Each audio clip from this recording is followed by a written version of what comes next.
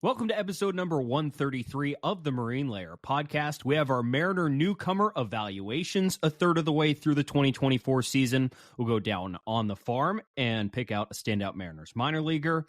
We have a Russell Wilson umpire of the week, a very special one this week. This will be one of our better segments on this we've ever done. We'll close out the show with Speak Your Mind.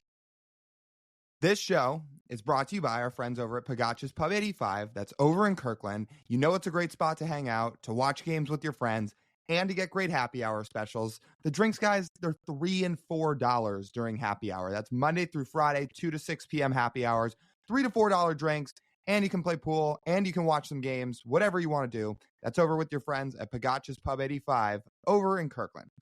And your reminder, make sure you're downloading these episodes, stay on top of all of our stuff, leave a 5-star review, leave a written review. If you're watching on YouTube, you see the subscribe button, just take a second and click it. It helps us out a bunch. Leave a like on the video, drop a comment below, and follow us across social media on Instagram, TikTok, Twitter, and YouTube Shorts at Marine Layer Pod. Let's get it rolling. The pitch from Acevedo. A drive deep to right field. Down the line. The Mariners win this game 2-1. The dream lives. They're going to the playoffs. 1-1 from Jansen. There you go. Left field. We got a tie ball game. Julio. Oh, baby, what a moment. Tie ball game at 7-7. And we welcome you to this episode of the Marine Layer podcast, part of the Just Baseball Podcast Network. Recording Thursday afternoon, May 30th, and thanks for showing up, Houston. Well, they showed up on Thursday. Well, they did. Spencer Arrighetti did, with the historic career performance for himself, and unfortunate trend for the series. But Lyle, it was a good week. It was. We sat literally we did. Yes, we sat here and we sat through most of these games this week and complained.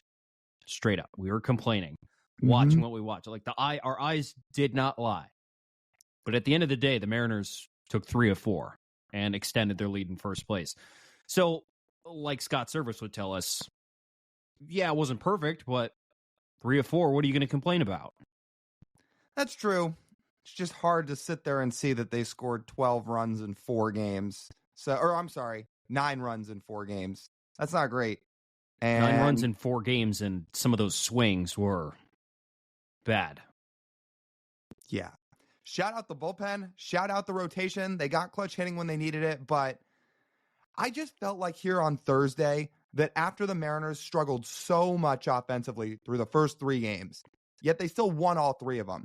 They were facing a dude whose ERA coming into the day was over 6. I'm thinking to myself, this is the day the offense pays back the rotation and bullpen. They're going to put up 7 or 8 runs, and they're going to sweep these guys. And if they sweep these guys, then all of a sudden the Astros are 7.5 out on June 1st. Maybe they think about getting Kyle Tucker out the door all of a sudden, just a little bit more than before if they were 7.5 out on June 1st. Unfortunately, the Mariners got shut out by Spencer Arrighetti. I really thought this Thursday was going to be a day they just got it going offensively. They did not. But there are no trends to suggest that. It usually just happens. I know, but I thought I put it pretty well in the series recap we put out on social on Thursday, where every time the offense trends in one direction, it eventually just comes back. Have we seen a trend go in any direction and stay that way this year? That's good. Well, I was going to say strikeouts. Yeah, good. No, the strikeouts haven't stayed down for a long time. Julio hasn't been hot long enough. Rojas cooled off. Demo's still been good, but sustaining what he was doing is probably not going to happen for what Demo is. Those are just a few examples. Something continuing to go up. Cal Raleigh's hitting for an obscene amount of power. He's been on a cold streak the last week. I know baseball is a game of failure, but man, the failures are on offense are pushing in one direction significantly more the other. And especially some of these, we could tell Verlander's just not who he was on Wednesday. Clearly not. 41 years old. His fastball sits now in the low 90s. The curveball's as slow as ever, but man, it didn't matter. He's just pounding fastballs at the top of the zone and getting guys. Like the amount of in zone swing and miss is astonishing. Mm-hmm. It's astonishing. Like like legitimately, listeners, if Lyle and I had an answer to the Mariners' problems, we would say it.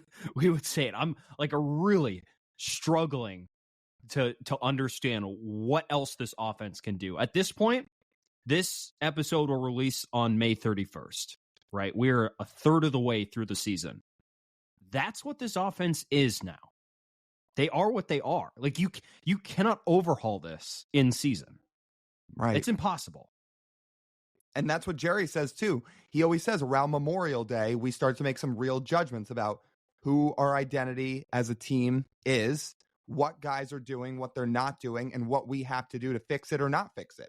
So I'm sure we're going to see acquisitions over the next couple months. I'm sure that come August 1st, there will be new bats here in Seattle. Now, whether it's big time bats, smaller additions, I don't know. But there will be something that looks different by the end of the trade deadline. Because now as we sit here on a little after Memorial Day, we're about to hit June 1st. Yeah. Now, things may turn around to some extent. I don't know if all these guys can collectively just keep hitting this poorly as a group all year, but you're not going to see every single one of these guys turn it around now. Somebody is going to end the year having a very disappointing season. Even if this lineup adds Kyle Tucker and collectively turns around, we're not going to get to September and they've gone like a rolling month stretch of like a 20% strikeout rate with a plus walk rate. They're making a ton of contact in the zone and they've lifted their power profile. Like those are all things they're not good at right now. Right. Even with an addition of quite literally the American League MVP right now, that still wouldn't happen. Mm-hmm. And maybe that's a good transition into our storylines here, because as we dive into some of these, or I should say our one storyline, because as we dive into some of these guys through our first third of the year evaluations of all the newcomers, we'll dive deeper into it. But I'll just say this. If all these guys were just hitting at a league average rate, you know how much better this team would be right now? You know how many more wins this team would have if all these guys were just league average hitters right now, or right around it? Because then there would be room for one good month to propel their whole season forward. But these guys, so many of these guys have dug themselves into such holes that not all of them are going to dig their way out of it. So what Lyle and I are doing today is we're doing our third season. I can't say quarter. No. What is third it? of the way through the season. Third of the way through the season. Evaluations for Mariners newcomers: Jorge Polanco, Mitch Garver, Luke Raley, Ryne Stanek, and Luis Urias. Didn't include Mitch Haniger because Mitch Haniger has been a Mariner for a while, and the expectations weren't quite as high for Mitch Haniger this season at the state of the career he is in. So let's start off with Jorge Polanco. And here's how I'm going to lead Jorge Polanco. Do you want to add something? Yeah, I just figured we should read the lines for all these guys so everybody has an idea of where they're at as we currently sit. So all I was going to give people before you dive all the way into it is, for where we sit right now at time of recording, Jorge Polanco in 2024 has a 595 OPS, 5 home runs, a 79 WRC plus, and a negative 0.2 F/WAR. So I was struggling a way to say this while doing this preparation. I don't know how you can, when you just read that line right there and watching what Jorge Polanco has done this season, I don't know what way to say this besides saying this looks a whole lot like what we saw from Kolten Wong last year. A whole lot like what we saw from Kolten Wong last year. And mind you, Jorge Polanco over the course of his career has been a significantly better hitter than Kolten Wong was in his career. Kolten Wong, for much of his career, was a below-average hitter who ran the bases well and played good defense. Had a couple of good offensive seasons. Jorge Polanco, for his career, has been a well above-average hitter. But if you look at what Jorge Polanco has done this season, the resemblance is unbelievable. It is way more like than any you or I or anyone would be comfortable looking at 2 months into the season. All I can say is, what happened to this guy? Seriously, what happened? Since 2018, he had never had a WRC plus in a full season below 111. Below 111. In 2020, he struggled. But again, I throw that year out the window for every single guy that struggled because there was just too many outside factors that really made it difficult for a lot of guys to have truly good years, especially when you start in late July. It was nearly impossible for a bunch of guys. So I throw that out. The full seasons that Jorge Polanco's had since 2018, he's never been below 111. And the last 3 years, he was at 124 in 2021, 119 in 22, and 118 in 23. What in the world has happened that everything has just all of a sudden taken a nosedive for him? We're going to dive into it, but even diving into it, I'm still just baffled by it all. He shouldn't at age 30 fall off a cliff. Colton Wong has had a few years on him last year when he fell off the cliff. Jorge Polanco had been injured a couple of times, but had shown no signs of slowing down. None. There had been nothing in his track record that suggested he was trending in the wrong direction. You looked at, for example, we get started at his strikeout rate, which he's striking out 31% of the time this year. He had struck out at a higher rate last year, but we're talking a guy with a career sub 20% strikeout rate. And even if you saw the increase in strikeout rate, well, he played half a year last year. So you could say, okay, so his timing was off because he only played half a season and it was hard for him to get back in a rhythm. Okay. Well, before he's been hurt here recently, he's played almost every single day for the Mariners, and that hasn't mattered. It has not mattered, and he has continued to swing and miss at just an insane rate. Let's dive into it. Let's dive into the real meat of this issue for Jorge Polanco. We've highlighted this before, but now, we're going to paint as clear of a picture as possible of what's going wrong with Jorge Polanco. It's the fastball. It is the fastball. He is about league average against breaking balls and against off-speed pitches. But against heaters, he's bad. He is atrocious. This is a man in his career has been plus 21 in the time that Baseball Savant has tracked run value since 2017. He's been plus 21 against fastballs overall, and that includes Lyle. In 2017, he was negative 10 against fastballs. So including that negative 10, since that mark, he's plus 21 against fastballs. A good fastball hitter every season of his career.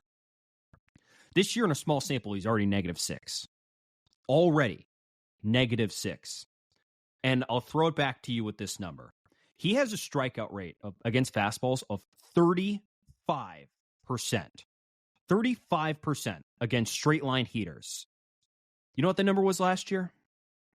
14.7%. And that's where we come back to what happened. A 20% jump in strikeout rate against the same pitch year to year. It doesn't make sense. Doesn't make any sense. And for those who aren't as familiar with run value and you just want to look at the slug numbers against the pitch, look at the difference here, people.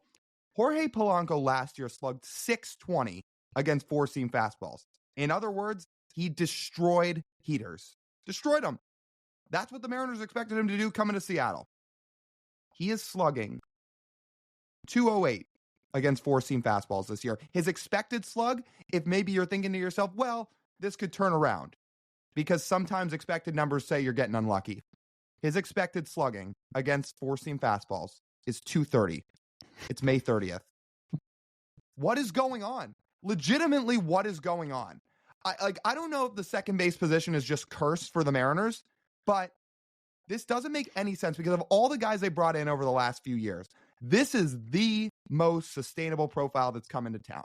This is the best hitter of all the second basemen that's come into town since Robbie. I don't get it. And he's only 30. You just mentioned it. Colton Wong was a little older when he got here last year. And even though we expected him to be about a 2-win player, I'm less surprised to see Polanco.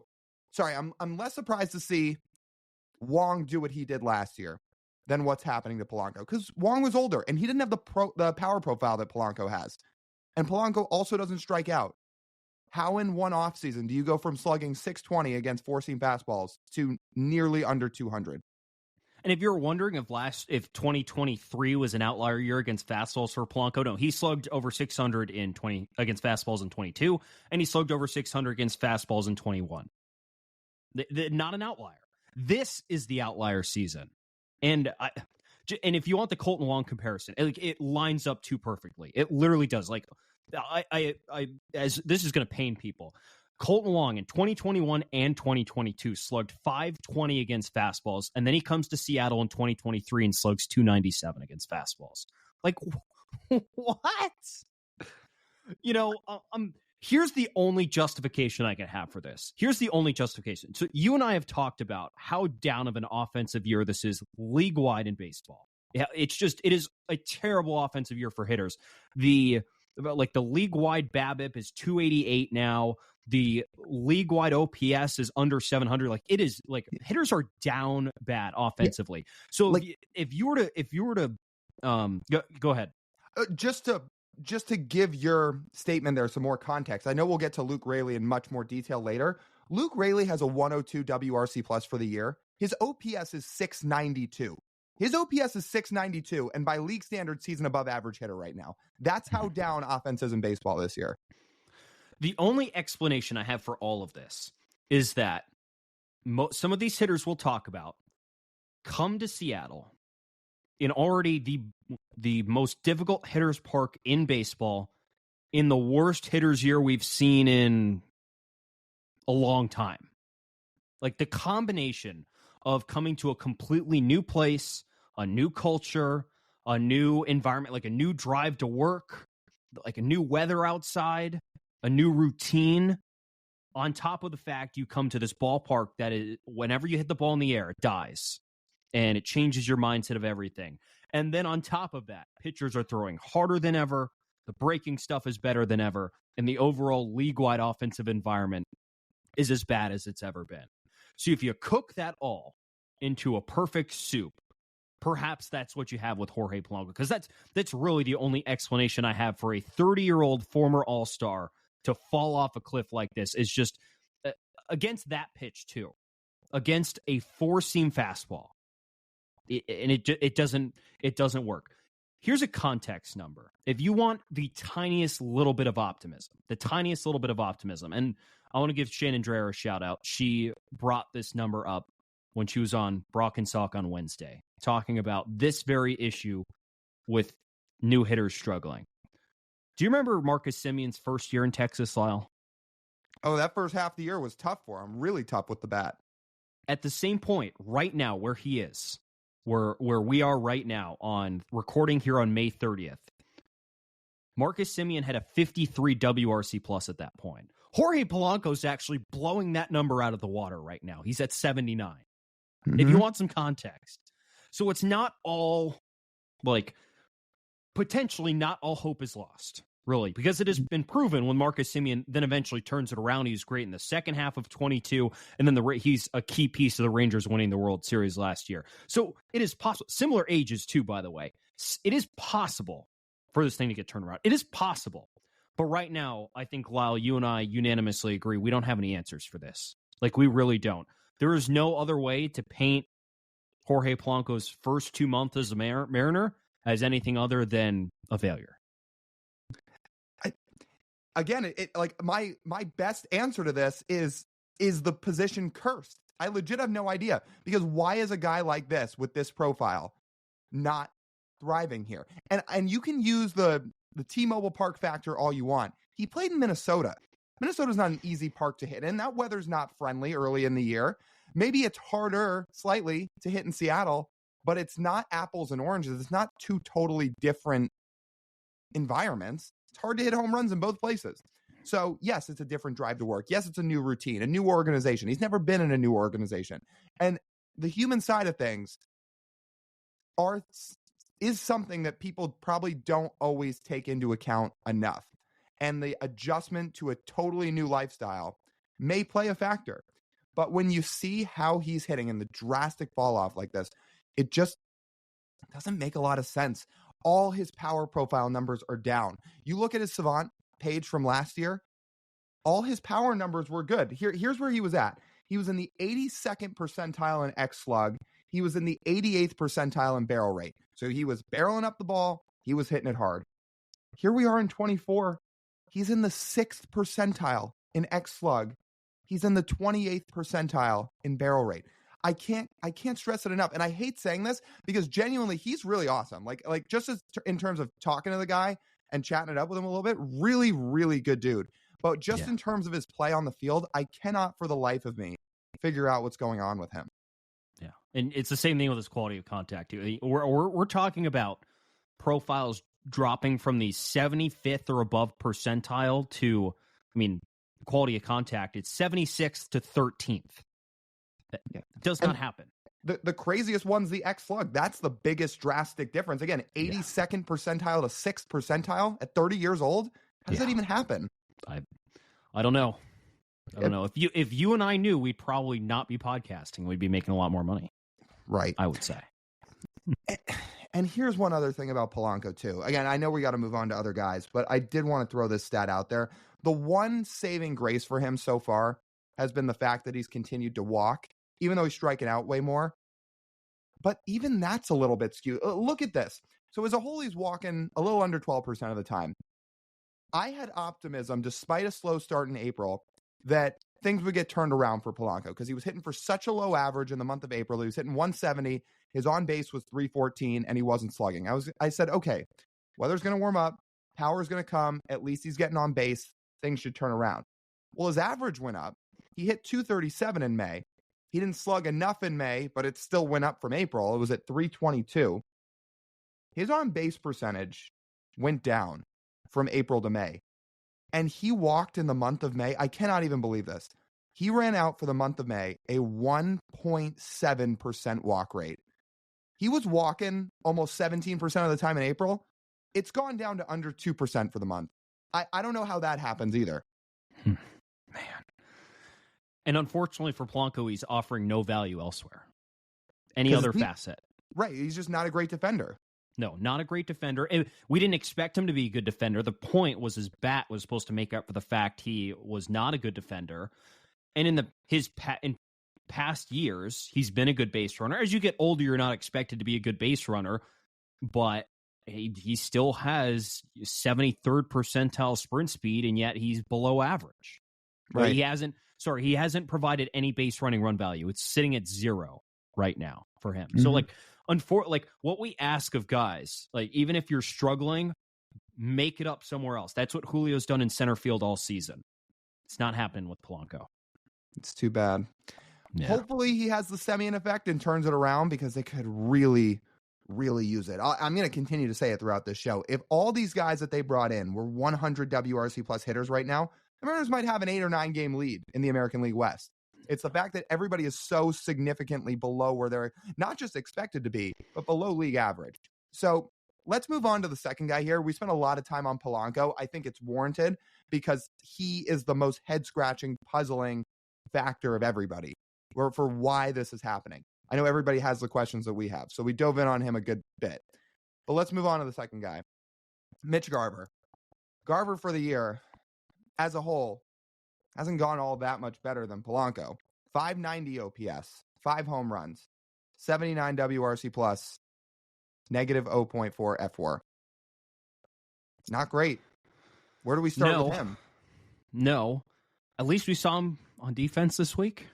That was a plus. I'm actually, so we did wince at that. But at this point, we can start here. First of all, barely noticed him at all behind the plate, which is a very good thing because if catchers are bad, you notice right away. Garver looked great back there. He was blocking, he framed a little bit, didn't let anything get past him. He was on a pitch count. I think he only caught until the 7th inning, and then Raley took over. And they talked about this as a way to get Mitch Garver's bat going. As something they literally snuck in there right before our evaluations here on at the end of May.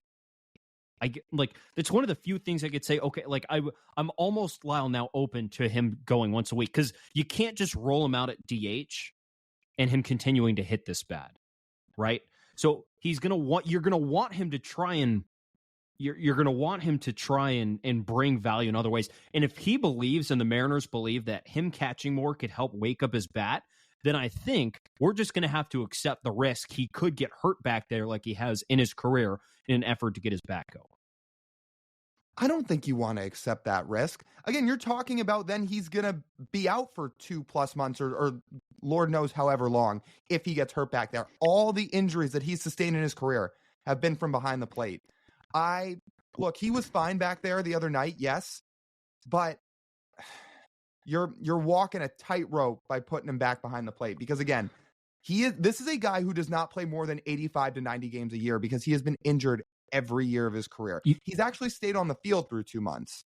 You would be against him catching once a week. Kinda, because even the once a week thing could beat up on him. We're talking about he's already had back spasms. He's been day to day a few times this year, just as a DH. But as just a DH, he's cost you half a win.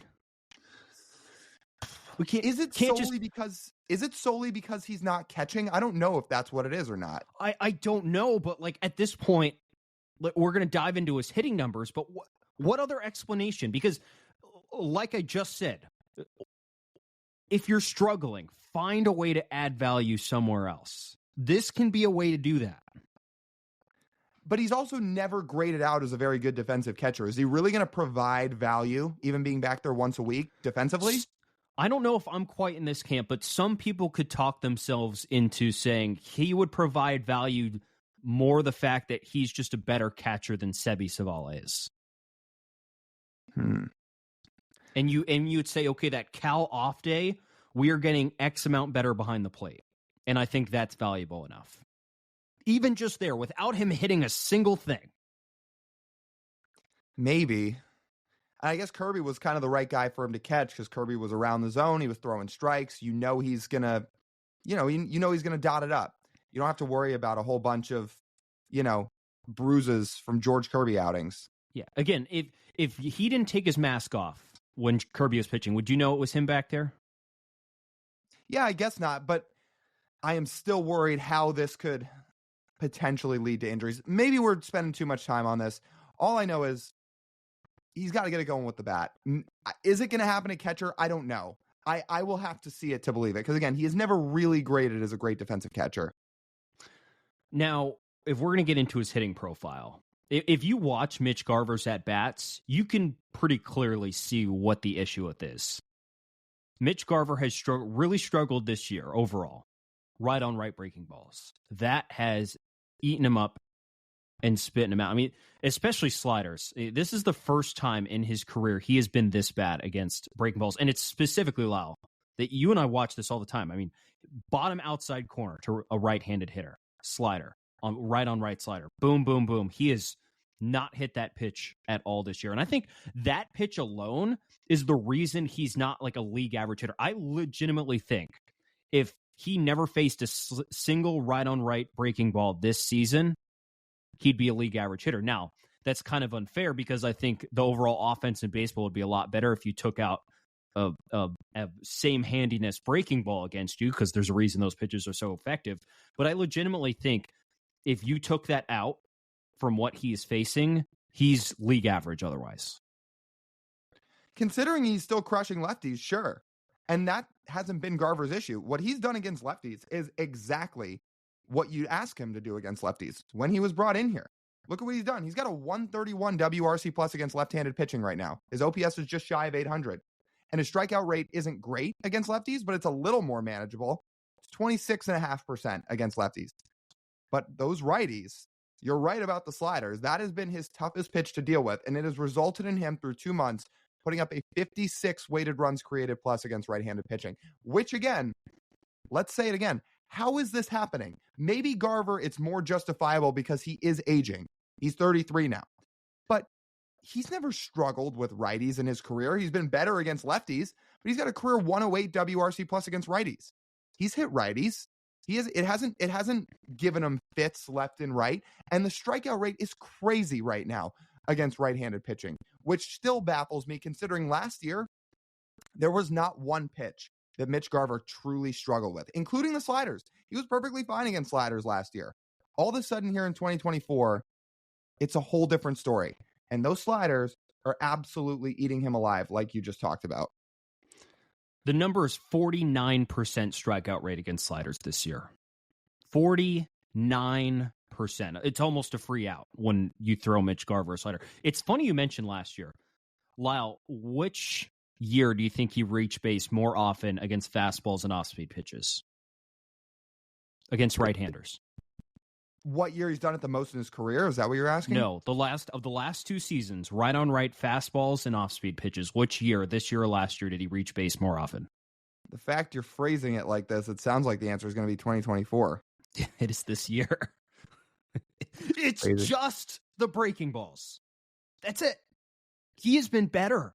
Reaching base more, not slugging as much, but reaching base more against right-handers throwing off-speed and fastballs than he did last year, which was one of the best, most complete offensive seasons of his career. It's crazy. Yeah. And against those sliders, he slugged a little under 400 against sliders last year. He didn't light that pitch on fire, but he was fine.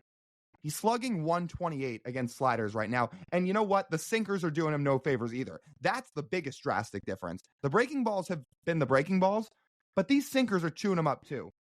He slugged over 500 last year against sinkers, against those 2-seam fastballs.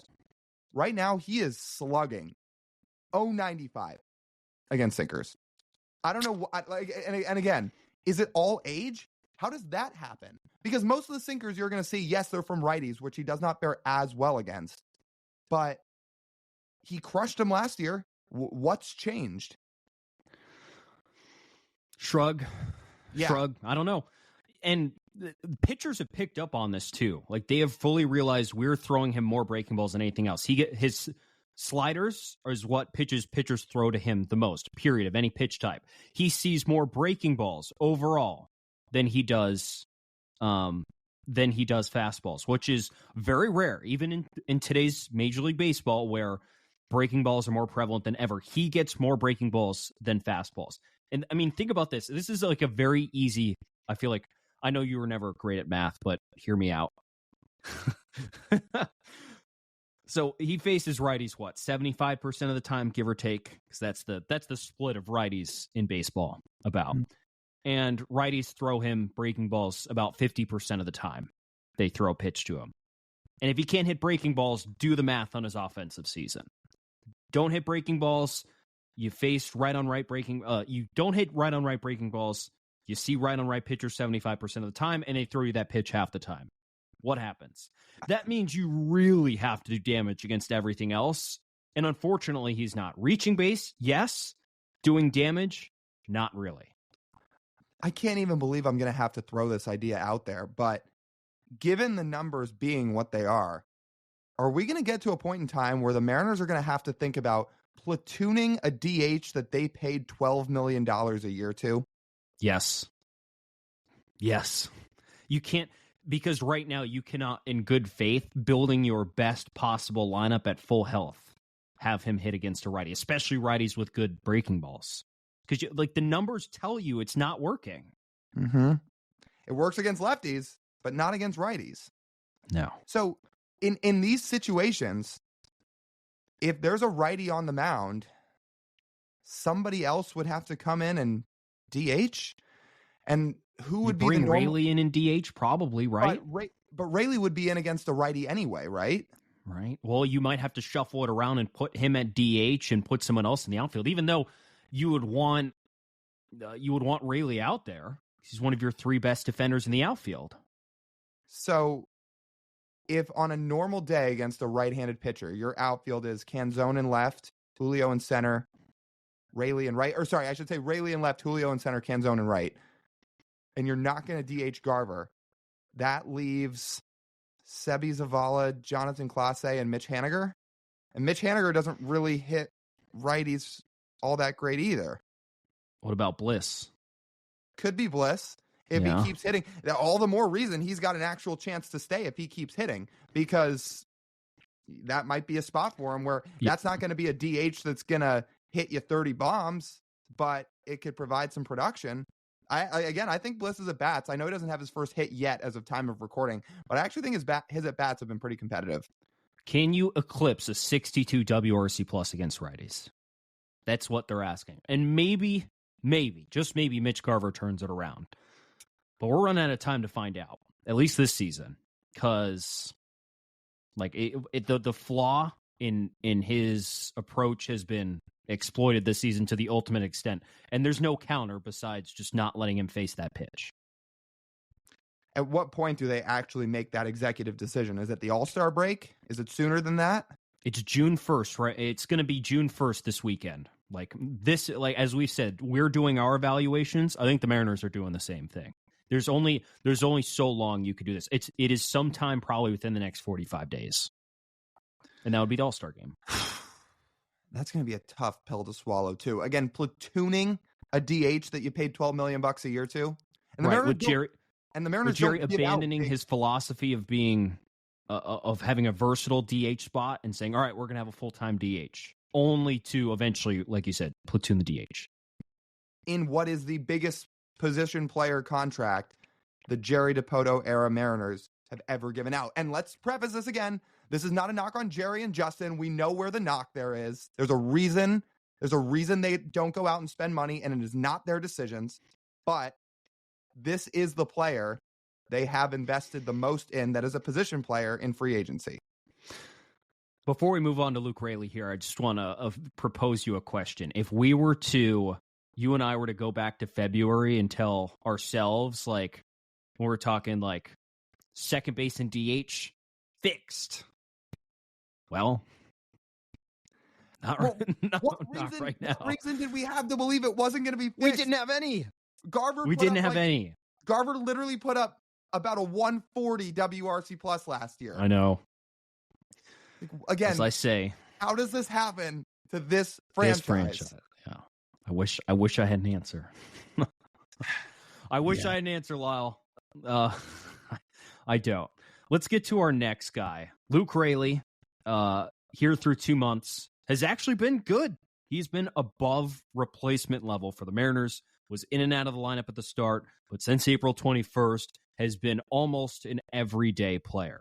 He's slashing 266, 300, 403 as of yesterday with a 105 WRC plus. He's worth about half of Fangraph's win above replacement, 28% strikeout rate, and a 2% walk rate. And since he started playing full-time, Lyle, a 132 WRC plus for Luke Raley. Better, ultimately, we can say first 2 months, not a failure. No, he's been above average. And again, offense is down across the league. His OPS is under 700, but his WRC plus is above league average. I don't love the fact that he's basically not walking at all, but he has been productive. And especially since they started playing him more, he's gotten in a rhythm, which is why it was still so weird that he was essentially in the doghouse for the first 3 weeks of the season. And finally, once they started letting him get in a groove, he's figured some things out. His versatility is the best thing. I'm going to disregard his offensive production. The fact he could play all three outfield positions and play first base, he's fast and he's big. Something we've mentioned multiple times, Ryan Davis highlighted it. This is not a fast and athletic team, really, at all. So the fact you have someone you can play every day and you feel comfortable playing every day that can steal a base or even just get first to third or second to home without much of a worry is fantastic. It's really fantastic. I do kind of have a worry, though, even though he's been very productive. We've mentioned the strikeout and walk rates, really unsustainable. It's really difficult to achieve that and sustain any sort of success with those numbers throughout the season. On top of that, his Savant page is not much better than Jorge Polanco's. Mm-hmm. It's really not. It is almost all blue. His bat speed's good, which means his quality of swing is good. But everything else, chasing a lot, he's swinging and missing a lot. He's not hitting the ball all that hard. He's not hitting it at the optimal launch angle. And all the other numbers, the expected quality of contact, expected batting average, slugging percentage, they all reflect poorly on that. You knew the chase rate and the K rate and the whiff rate were going to be low because when you strike out a lot and you don't walk, this is what happens. The thing that's disheartening right now is Luke Raley's profile says there is a chance that this power that he showed in the month of May won't sustain. And that is not a great sign because they need Luke Raley to hit for power. They need him to hit with authority. And while sometimes it can be a fluke, maybe he goes the whole year and it's not a big deal, it is noteworthy that things like his barrel rate are way down from where it was a season ago. And maybe part of that's what happened in April and it's climbing its way back up right now. Because I remember in April, his Savant page was really low, like a lot of first and second percentiles. And it's come up a little bit since then. but it's still not a great sign when your hard hit profile isn't favoring you. Aaron Goldsmith just did one of those segments on social media for the Mariners account today saying hard hit baseballs are one of the most important things when judging a hitter. It plays a lot. It plays a big factor. It plays a lot of value. And right now, Raley, it's great that he's hitting. I hope he keeps it up. I hope all the expected numbers and peripherals say it doesn't matter. But he does need to barrel the ball up a little bit more than he's doing right now. And you can manipulate. It's not a purposeful manipulation of your Savant page to make it look better. We've talked Isak Paredes, for example, doesn't have a great Savant page. He's having a good year again. He's hitting for power. You don't need to hit the ball the hardest. You just need to hit it in the right launch angle, in the right direction, at the right exit velocity to hit a home run. Doesn't need to be perfect. It just needs to be that combination. But when you're not barreling the baseball, like it just lowers the odds of you whenever you hit a ball in the air that it actually leaves the ballpark. Right. It just like it would just more often lead to a pop up on the infield than a home run over the fence. And the Mariners need home runs over the fence for Luke Raley. Unfortunately, too, his batting average on balls in play, which over his career and in the minor leagues, he was a high BABIP guy. But it as I mentioned earlier, in a year where the league BABIP is 288, 349 is unsustainable. It's going to come down. The balls he's putting in play are not going to be hits very much more often. It's going to take a sharp decline. And it's going to reflect on his numbers too. And that's where when you regress, when your balls in play go down, that your walks will make up for it. And he's not walking. So that leads you to, over the coming months, either one of these things is going to correct itself. Either the batted ball luck we've seen from Luke Raley, or his approach will iron out, his good at-bats will continue, and he'll more consistently hit the ball harder while hopefully walking just a little bit more to be a little bit more sustainable offensively. Because if the Mariners can't get good production over the next couple of months from Luke Raley, what else how are you going to manage this lineup then? Like, that's just then another one of your productive hitters who falls back to the mean, and there won't necessarily be someone there to pick up that production. Right. And if he was hitting the ball a lot harder right now, you would feel more comfortable about when his BABIP comes down, but he's not hitting the ball hard right now. He's not barreling it up. So hopefully in the coming weeks that can change, and maybe he'll start squaring it up a bit better, but it's imperative that happens, because when that batted ball luck comes down, and honestly, you're already seeing it a little bit. For as hot as he was in May and as good of a month as he had in May, now the last week or so, it's been a little more up and down. Is that some of the BABIP coming down? We'll see. But again, he could really do himself a lot of justice by starting to square the ball up more consistently to iron out and level out when the batted ball luck doesn't go in his favor. Because if he's hitting the ball hard, he'll find hits anyway. Yeah. It's easy. Your BABIP will go up if you keep hitting the ball hard, but not if you're doing what Luke Raley's doing right now. So, so here we are through the three full-time hitters that the Mariners acquired. Right. Two have not lived up to expectations through the first 2 months. One has met expectations, I'll say. And that's fine. In a bad off... Okay, so actually, you know what? I'm retracting that. That's not fine. Maybe, I don't know the right word to use for this, but... Adequate? It is what it is. It's average, yeah, sure. Maybe a 50th percentile outcome, because in the end, the Mariners are sitting today in first place. Mm-hmm. And they've managed to do it. And it's not just these players who are bad. The rest of the Mariners lineup also has their struggles. So it's not just the new Mariner problem. But yeah, certainly, maybe a 50th percentile outcome for the Mariners right now. But the problem is for the Mariners, for the success they ultimately want, that number probably needed to start at 75th percentile and go up. Mm-hmm. I will say, though, before we move on to the next guy, last thing, while Raley's hot at the moment, why isn't he just playing every day? He's got a higher WRC plus against lefties than righties. He's got a 121 weighted runs created plus against left-handed pitching right now. He's not playing against lefties. I don't really get it, because the guys, look, we preface all our, I guess, questions like this by saying, obviously, we don't have all the data. We don't have all the numbers. We are not the Mariners. But from what we do have access to as a third party, it is head-scratching why, for a lot of the guys that were supposed to be hitting lefties that aren't hitting lefties all that great, why not just let Raley get more run? I don't know. While he's hitting, I wish I did know. Yeah, I don't know either. What was that last thing you said? No, it's like I don't know. I mean, you could frame it as Scott likes his handiness. I mean, we saw it against Hader this week.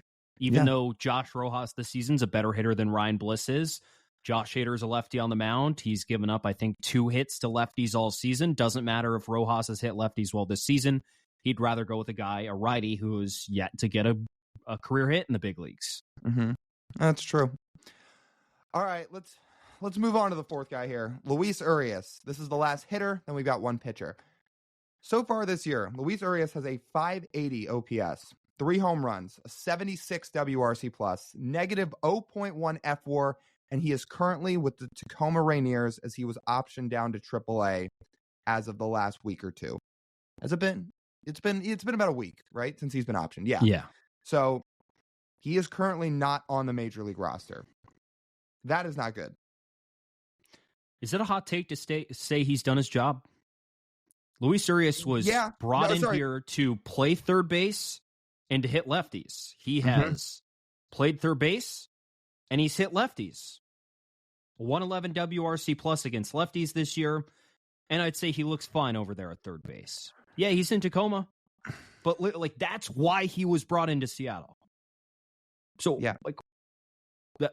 unfortunately, there's some other numbers here, but those were the 2 big things. And he did them at a net above average rate, right?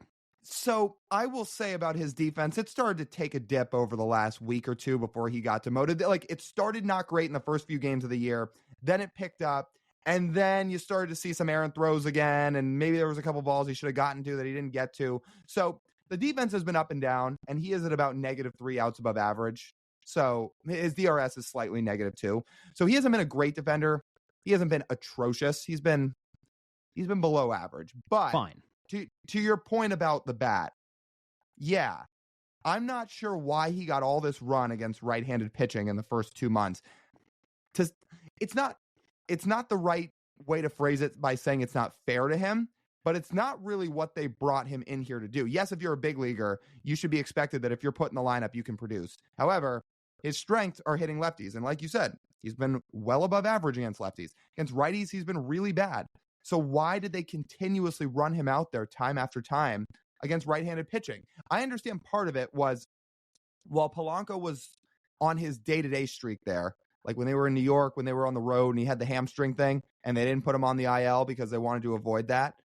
I understand that then Luis Urias had to play some third because it slid Rojas to second. They had to maneuver some things and they had one less roster spot that they could use.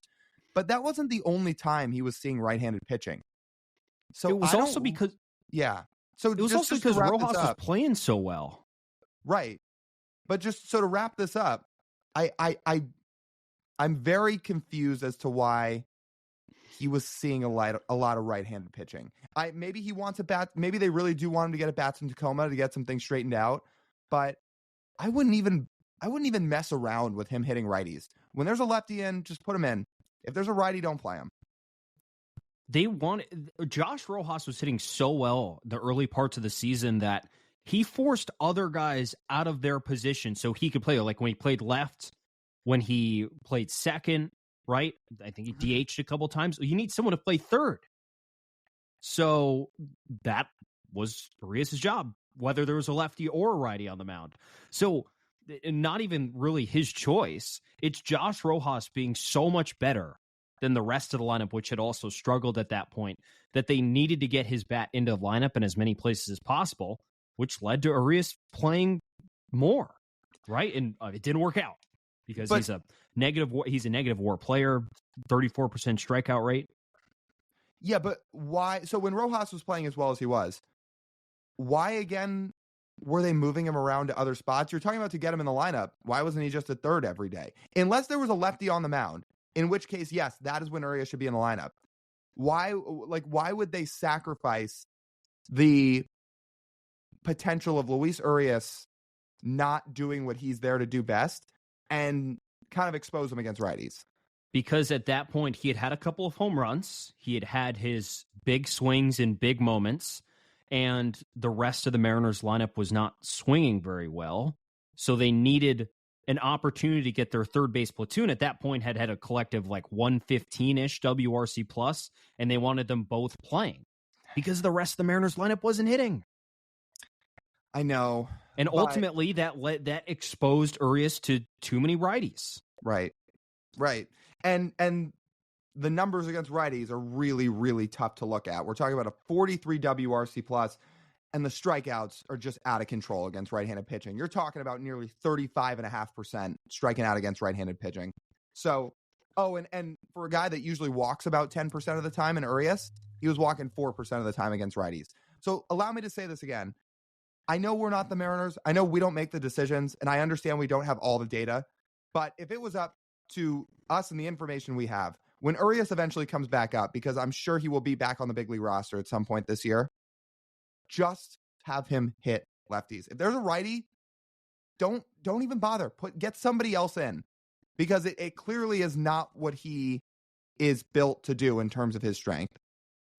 I feel like I'm like one of those dolls with the talker, and you pull the string. When I say this again, how does a guy with a career 22% strikeout rate all of a sudden at age 27 strike out 34% of the time? How? I don't know. Yeah, and that's, so I mentioned the 35.5% K rate. Against righties, he's striking out 35.5% of the time. But what TJ just mentioned, no, that's his season strikeout rate, 34.5%, which now I'm the talking doll. His strikeout rate is out of control this season, and I don't know why. 22% for his career. 22%. That's below league average. Mm-hmm. But all of a sudden, 34%. That's absurd. I mean, we're talking some numbers here. We've talked some numbers today that blow Jared Kelenich's strikeout numbers, which we spent a lot of time last year talking about, out of the water. And for Urias, it's fastballs and sliders that have totally eaten him alive. He is slugging about 200 against four-seamers, and he is slugging, get this, 071 against sliders. Those two pitches, he sees more than any pitch, period. That's what he sees the most. And against the pitch that he's often seeing at bat after at bat after at bat, he is slugging 071 for the year against sliders. It's funny, I'm going to say all that, and I'm sit here and say at the end, I think Luis Urias did his job for those 2 months. He did what he was supposed to. I would like to see what his numbers would have been through 2 months had he never seen an at-bat against a right-handed pitcher. I bet you his WAR's not in the negative if he'd only seen lefties. I bet you his WRC plus, actually, we know his WRC plus wouldn't be 76 if he was only seeing lefties. It'd be 111. Yeah, I'm sure his OPS wouldn't be 580. It would be higher. Maybe they felt like a strictly platoon infielder was hampering their ability to mix and match their roster, because Urias can't really play anywhere else on the infield. He was only playing third base. Maybe if in a pinch, if you needed him to play second, he plays second, but they're not running him out there to start games at second base. So maybe they felt like getting him some more bats in Tacoma could potentially straighten some things out for him. But yeah, I agree. He did his job when he was facing lefties, but overall, the numbers just aren't pretty. Yeah, but that was his job, lefties. Mm-hmm. That was his job, and then the job description changed. Right. So another hitter who it's been a tough watch through 2 months. Yeah. For some reasons that are out of his control, it's been a tough watch. And we don't have answers. We really wish we had answers to some of these things, but we don't. Let's end on more of a high note. Let's go to the bullpen. Ryne Stanek, 22 games, a 4.26 ERA in 19 innings. He's been worth a fifth of a Fangraphs win above replacement, 0.2, striking out batters at a 24% clip and walking them at a 7% clip. I said high note. I know that not everybody has been a huge fan of what Ryne Stanek has done this season, but I'm going to be honest. I've liked it. I think he's evolved. I think he's doing things here in Seattle he hasn't done in his career in a positive manner. And I think that outside of Andres Munoz, it's of the utmost importance he keeps pitching in that Mariners bullpen because he offers things other guys cannot. Like his pure stuff. You want to dive into that? Yeah, he has the best stuff on the team by far. When they signed him, we touched on this a little bit, but just to paint the picture, Stuff Plus, which Fangraphs grades each individual pitcher's quote-unquote stuff, like the pitch shape, the pitch velocity, doesn't take into account result or location. Overall, for all of his pitches, Ryne Stanek has a Stuff Plus of 135. Note, Andres Munoz is not above him. Nope. Logan Gilbert is next at 121. And by the way, Stuff Plus, 100's league average. It's like WRC Plus. Higher is better, lower is worse. Ryne Stanek's overall stuff and all of his pitches, his fastball, his slider, his splitter, and now his sinker have led him to a 135 Stuff Plus. It's pretty good. And you really like his sinker, I know. As he starts to unveil it, and as he started to use it a little bit here, which it is a new pitch, but I know you talked about it and you tweeted about it the other day, talking about, oh, this is a new development that could pay dividends for him. I didn't even pick up on it, really. If you think about it, it makes sense because almost every pitcher on this roster now throws a sinker. And I read the top two overall and Stuff Plus. Those are the only two guys, really, that don't throw a sinker. At all. Is there anyone else who doesn't? No, not that I can think of. Right, exactly. It's been one of the evolutions of this Mariners pitching staff, combining the strikeout rate with a lot of ground balls. Stanek, a veteran guy, he doesn't have to come in here and learn a new pitch. And ultimately, he's thrown 9 sinkers this year in 19 innings. It's not a lot. I don't think it's ever going to be his primary pitch, but work it in, sure. In the one, for example, he threw this week, he throws a 2-seamer that looked like it was off the outside corner, breaks back in at 96, and catches the plate for a strike. It's a different movement profile than all of his other pitches. And if there's one thing Ryne Stanek hasn't done in his career, it's generate ground balls. And this year he also still hasn't really generated ground balls. Well, when your pitches are a swing and miss slider, a swing and miss splitter, and a 4-seam fastball that you throw primarily at the top of the zone, you're not going to get very many ground balls. It's just not a ground ball profile. But if he wants more ground balls, the sinker's the pitch for it. And we've seen him throw, more and more. And the movement profile is good. Stuff Plus does not like it, I will say. In the 9 pitches, I think it's 86. It's not great. But, Stuff Plus isn't the end-all, be-all. Ultimately, it's also where you throw the pitch. I like the fact for Ryne Stanek that he has given up a lot less home runs than he has in years past, and he's walking a lot less guys. Now, I know his command isn't always perfect, but when it's all said and done, he is walking less guys, which is something that I know people had their questions about when he came in here. He's not a Mariners typical profile type reliever where you're spotting up the zone all the time. Gabe Spire last year, right? He set records in first pitch strike throwing. That's not really what Stanek does. But the walks are down. Home runs allowed are down, and he's actually fared very well against lefties so far this year.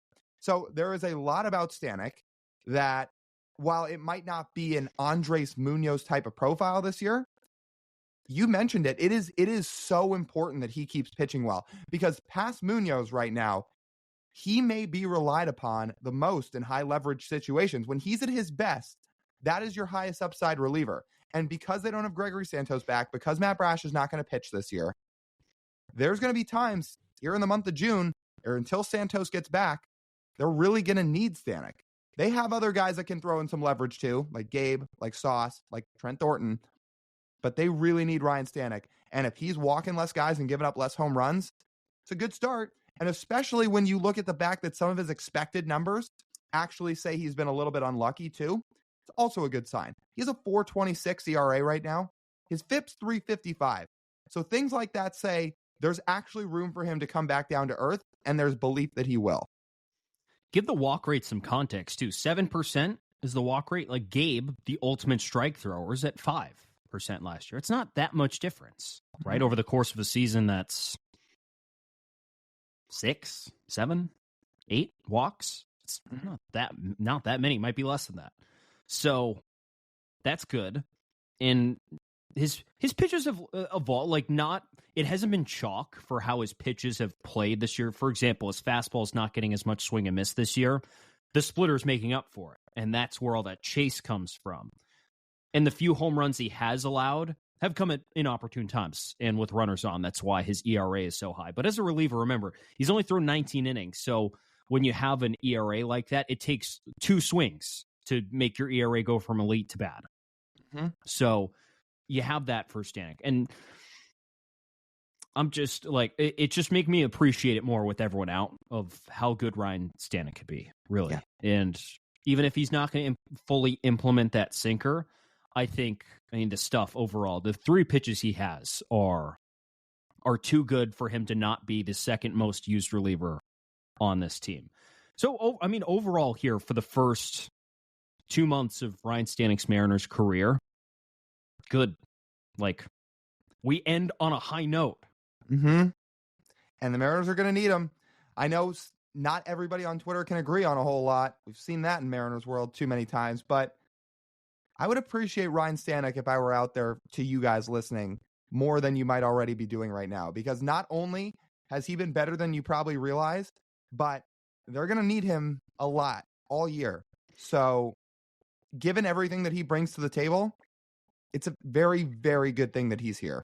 Think of it this way. If he wasn't on the roster, he would be the guy you would want Jerry and Justin to go trade for right now. Yeah, sure. Now, they can still go trade for another high-leverage reliever if they want. And they do, and they still need to. Mm-hmm. But you've already gotten one step ahead of the curve by already having Stanek here. Yeah. So. Yep. Yeah. Well, I would say that just about wraps up our first third of the year evaluations of the newcomers. We'll see when we do another evaluation. I remember last year we did one halfway through the year on some guys. Maybe we'll do that at some point around the All-Star break. We'll see. But I think in conclusion, they need more out of the offense. Shocking development. I know we've never said that on this podcast this year. It took us an hour to realize, man, wow, they could really score some more runs. Uh-huh. That's the conclusion, people. So hopefully you guys learned some stuff from that. Hopefully some of these guys turn it around. Hopefully Jorge Polanco does have the Semien effect where everything starts to click for him once he gets off the IL and come the second half of the year, but we'll see. In the meantime, while we want to stay on a high note, let's go down on the farm here, because there are a couple guys that have been killing it in the minor leagues right now. You're going to highlight one. I'm going to highlight one. I'll let you start. Let's start off with Johnny Farmelo. Shout out to this kid. First of all, A+ human, super nice guy. Met him down at spring training, and he's gone to Modesto in a really bad injury year for Modesto and for Mariners prospects and for his draft class. Ty Pete's missed time. Colt Emerson's currently on the IL. But all Johnny Farmelo has done is, over his last 20 games, running out a 940 OPS. This dude's an absolute speed demon on the base paths. He controls the strike zone, 15 walks, 22 strikeouts, and overall in the season, as a 19-year-old, has a 424 on-base percentage. That's pretty good, folks, for a first full-year pro to reach base 40% of the time. Again, lineup's still loaded for Modesto, but you had some promotions, you've had some injuries, and yet through it all, Johnny Farmelo has continued to mash opposing Cal League pitchers. He's got real star upside in his profile. Will he 100% surefire become a star? We can't guarantee that. But between he does have power, he runs incredibly well. The way he tracks balls in the outfield too, like the speed combined with his real ability to play center field, there is a real star in that profile if everything clicks. And you're seeing it right now at 19 years old in Modesto. So that's pretty exciting. I didn't realize his control to strike zone is excellent. Mm-hmm. I mean, really. It's all the profile you want in a leadoff hitter, really. Speed, on base, and power as well. It's a good combo to have. Really good combo. So, again, we'll see how he continues to develop, but you're talking about a guy who has a real chance to make a true impact. And if the Mariners had 2 first-rounders in this class, in Emerson and Farmelo, for example, who come up and make real impact, we're going to talk about that draft class for a long time. Actually, while we're on the topic, this isn't my guy, but shout out Aiden Smith, too, who kind of gets forgotten in this draft class because you had 3 first-rounders with Colt Emerson, Johnny Farmello, Ty Pete. They talk about in a normal year, because they felt like last year's draft class was just loaded, that Aiden Smith in most years would be a first-rounder. They snagged him in the 4th round, gave him a good chunk of money to get him to decommit from college, go to the pros. He's been tearing it up in Modesto, too. So, like, this draft class of high school hitters that they got, it's going to be really fun to watch for a long time. 10 years from now, Lyle, people are going to look back on this Modesto roster and be like, man. I hope so. That'd be good for the Mariners. Yeah, I hope so, too. Meanwhile, while those guys are crushing it in Modesto, the guy I'm going to highlight, it's almost too easy of a pick, yet we're going to pick it anyway. It's going to be Logan Evans, our guy, who continues to just tear it up in Arkansas. For a guy that when we saw he was getting promoted to Arkansas after throwing about 15 pro innings after getting drafted last year, in which he really struggled throughout his college career, we're like, man, it's an aggressive promotion. I know he had a great spring. I know he was kind of the talk of minor league camp in terms of pitchers with how well he was throwing the ball, but we were like, man, they're really pushing him. Well, here we are on May the 30th. He has a 1.23 ERA with the Arkansas Travelers. This dude for the month of May had an 0.63 earned run average. And after a month of April, where sure there was a little bit of an adjustment period, despite him not giving up a ton of runs, there were times where he'd give up a few walks, maybe his strikeouts weren't that high. Here we now sit in May. He walked 4 guys for the month and struck out 33 and a little over 28 innings pitched. This guy, like, it's too easy for him, AA, all of a sudden. I have a legitimate question. I'd like to propose it to friend of the pod, Logan Evans, who, yeah, again, just awesome dude. And then to like a pro scout, like what, honestly, what would be left for him in AA? What would be left? Like another 2 months of success? Like seriously, we're talking about 15 pro innings initially, blaze through them, and now we sit in AAA again. And it's like clearly, as he told us here on this very platform, the Mariners' ideas around pitching really clicked with him. Mm-hmm. Everything, all the work he's put in since getting drafted to get him to this point have clearly worked, and they've worked almost as good as we have seen on a pitcher in the Mariners minor league system. And we're talking about a team with a starting rotation of 4 homegrown guys right now, legitimately. Mm-hmm. And yet it might, Lyle, have clicked with anyone more than Logan Evans. Bryce Miller and Brian Wu weren't this good in AA. Mm-mm. No. Like, we're talking clicked, right? So I'm legitimately asking Logan and a scout, what else needs to be done?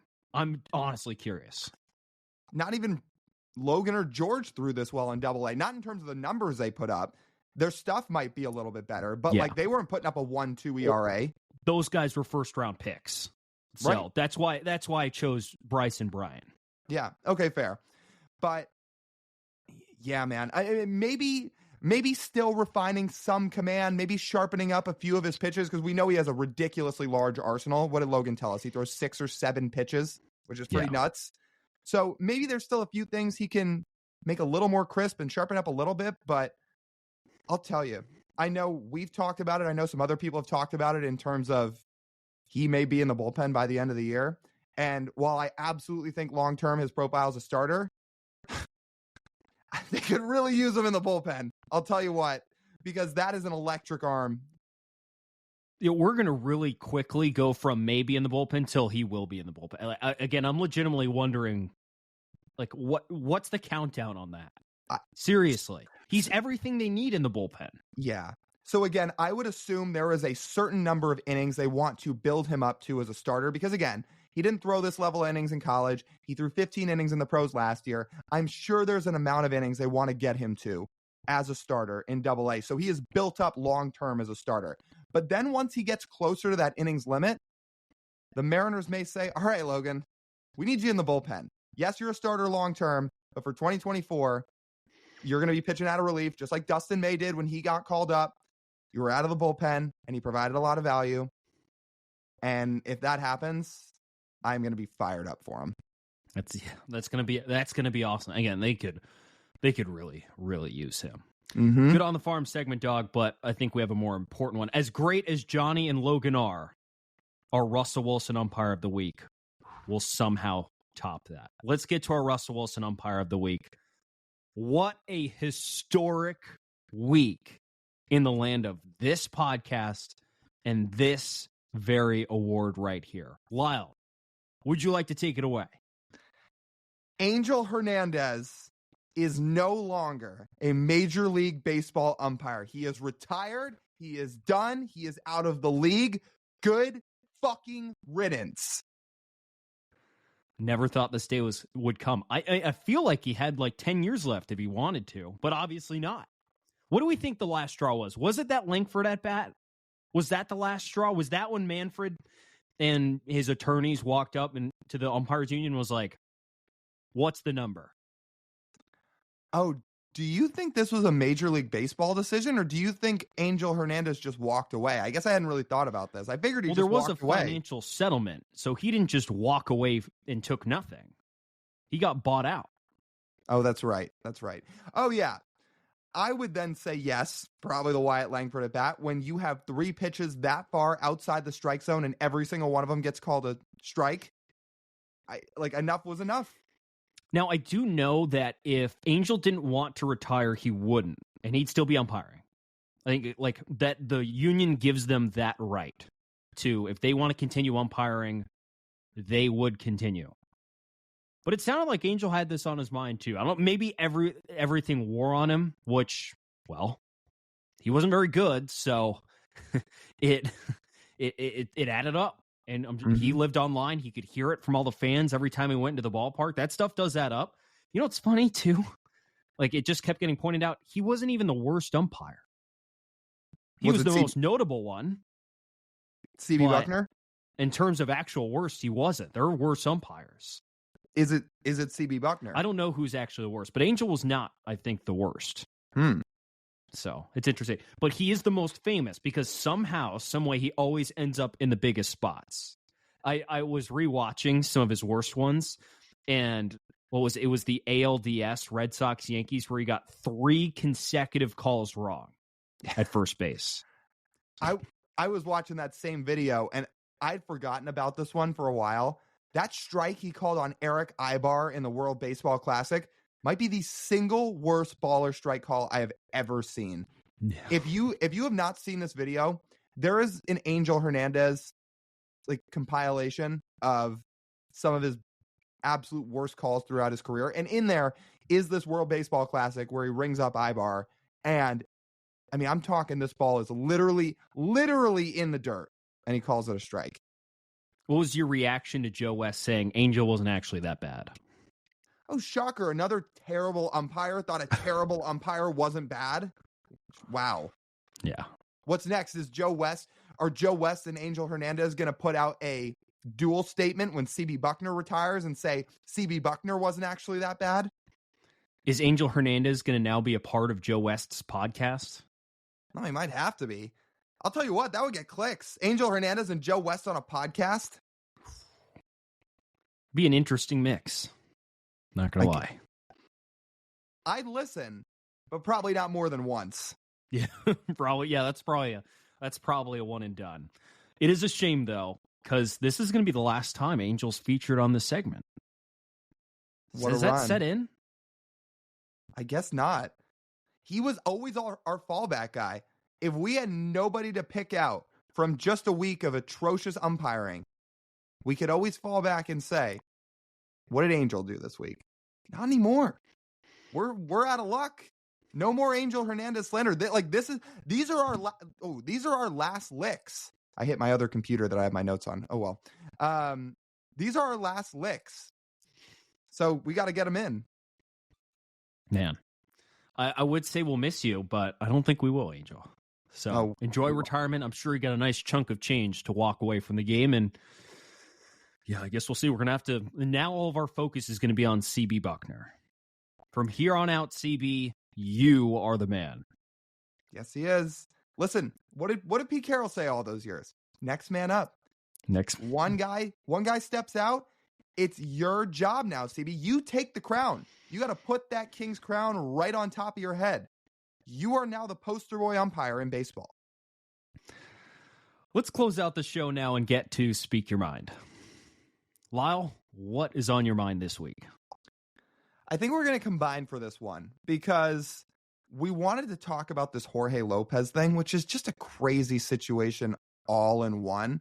So we figured we'd just use this segment to break it down. If you missed it, Lopez had a really bad outing with the Mets. He gets taken out.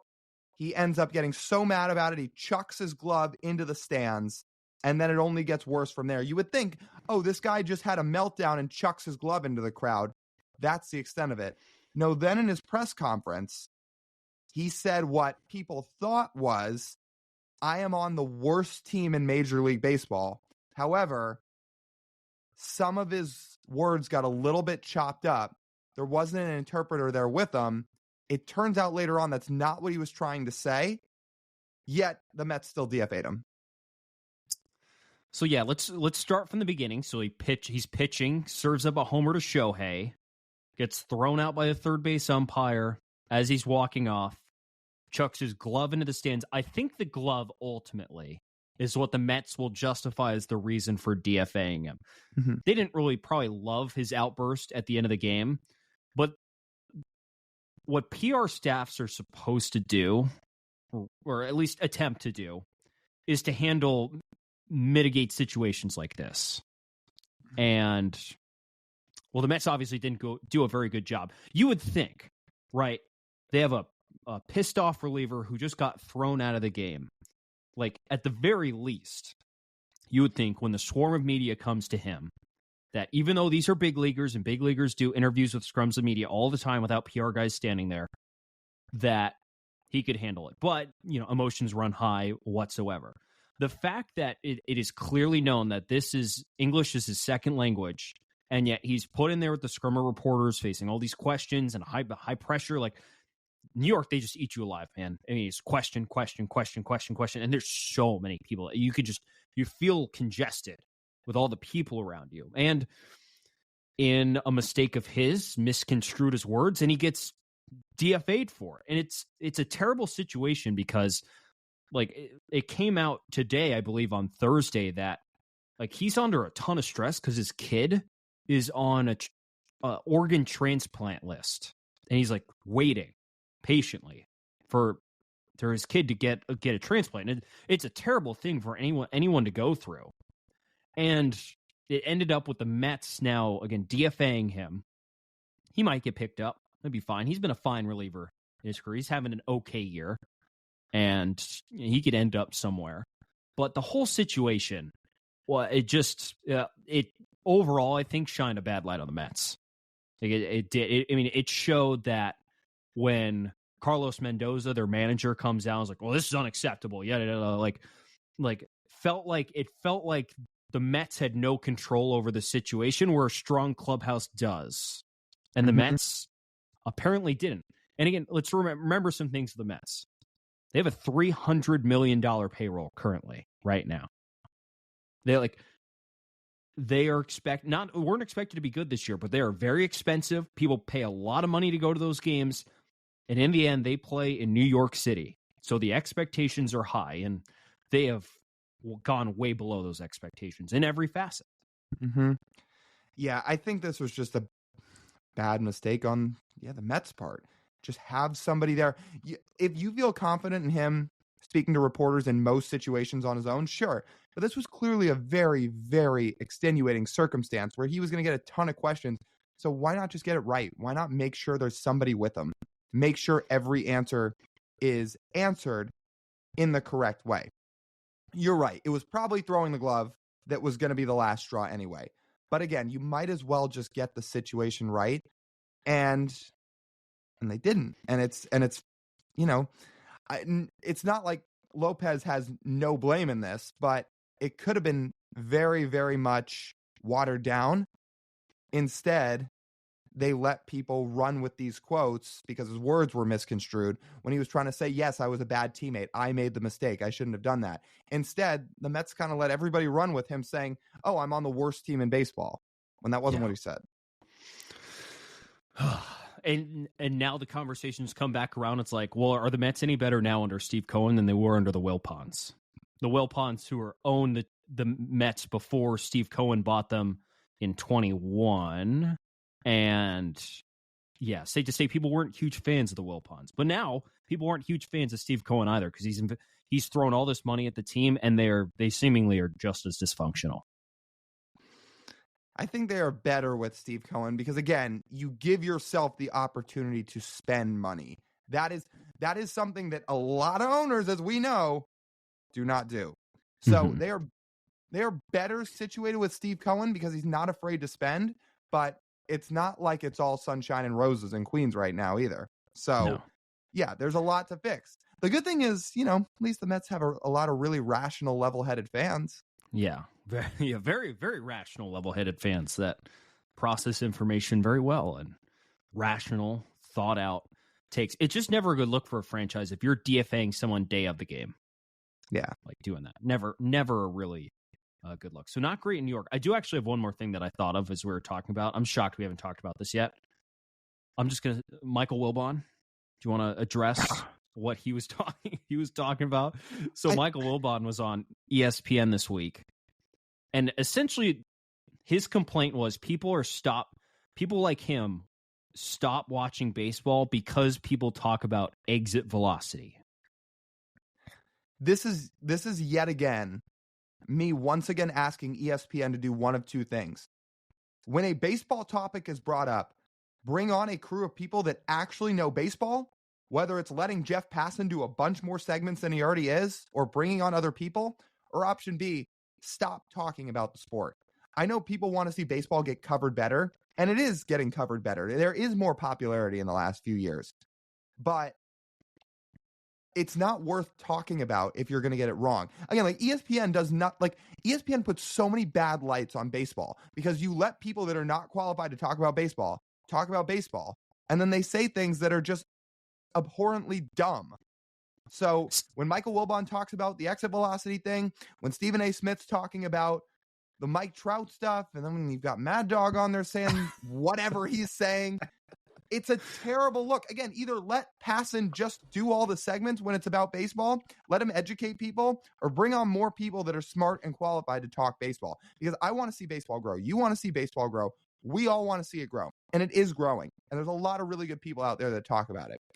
But on ESPN, again, either put the right people in front of the camera for it or don't talk about it. Because this whole exit velocity thing is so dumb. It is so dumb. Hitting the ball hard is the reason I stopped watching baseball. Or sorry, someone telling me that they hit the ball hard is the reason I stopped watching baseball. Like, think about that sentence. It's the stupidest thing ever. Like, I also just don't need to ever hear Stephen A. Smith talk about baseball. Like, ever. Stick to trashing the Dallas Cowboys. I actually really enjoy that part. Keep doing that. I don't need anything else. That's fine. You get paid $10 million a year. Talk about the NBA and the NFL because it's clearly all you guys watch. Suggestion. If you want good baseball programming, I have two ultimate suggestions. Let's go this in order. 3. Number 1, turn off ESPN. Number 2, listen to this podcast. Number 3, watch MLB Network. I think that's a good order. Yeah. MLB Network actually puts people on that know what they're talking about. So it's pretty simple. Although sometimes Mad Dog is on MLB Network. So yeah, he's everywhere. Yeah, he's everywhere. However, I will say most people at MLB Network really, really know what they're talking about and do a good job. So yes, to TJ's point, I would agree with all that. I also mentioned Goldie's segment on the Mariners' social media accounts earlier this week, or earlier in the show, talking about the Polanco thing and hitting the ball hard, or maybe it was Raley hitting the ball hard, and how Goldie dove in on how there's maybe nothing more important to a hitter right now than barreling up the baseball and hitting it hard. I can't help but think that might have been a very subtle jab at Michael Wilbon. I think it was. Yeah. It seemed, without saying his name, that's what it seemed like. Unless there was another infamous person online who was complaining about exit velocity this week. I know. It was almost too specific. Right. And like at the end, like I loved the detail the creative team and Goldie did about this, where there's no other video on the camera. He's staring straight into the camera and he says, Don't let anyone tell you that exit velocity does not matter, because they don't know what they're talking about. There you go. Those are essentially the gist of what he said. That's why I love it when Goldie's on the broadcast and somebody's throwing just heat or ridiculous breaking balls, and Goldie goes, "Just hit it the other way." And he's very clear. Just square around and bunt.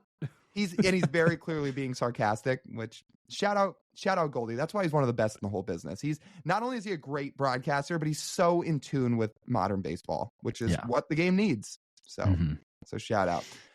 All right. A little bit of a longer episode, but that's okay. That just about wraps up this edition of the Marine Layer podcast. You guys know the drill. You want to listen to the full form podcast, you can do so wherever you get your audio pods.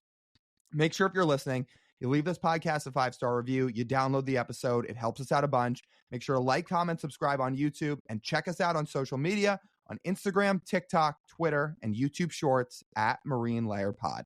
That's TJ. I'm Lyle. As always, we thank you guys for tuning in. We'll talk to you soon.